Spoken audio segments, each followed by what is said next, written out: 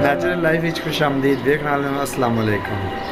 Sir जी कल video में चढ़ानी I upload नहीं की थी क्योंकि मेरा एक दो दिन तो तोता घूमे हाँ ये जरा रात आ क्योंकि बहुत प्यारा है। मैं बचपन तो इन्हें पालिया छोटा है वड्डा किया 4 साल रखा महल्ले ही जिथा साड़ी गली को बंद है कहीं और रास्ता को नहीं जाता महल्ले भी किसी बंदे ने लिया पर गल हुई है ना 10 रुपये डान तो बजने कहने ने 10 रुपये जे अगर मिसाल ला लो 1500 डै वजह तो फिर कहते कोई नहीं फिर अपने आस्ट्रेलियन जल्ला बर्ड उड्डा ना तो लोग घर देन होंगे भाईजान तुस तोते रखे मैंने ख्याल थोड़ी ही उड़िया राह उड़ गया तो किसी पूछे भी नहीं भाई जी मल्ले वाले।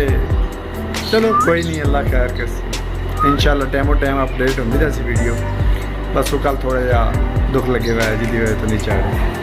ओके जनाब अल्लाह हाफिज़।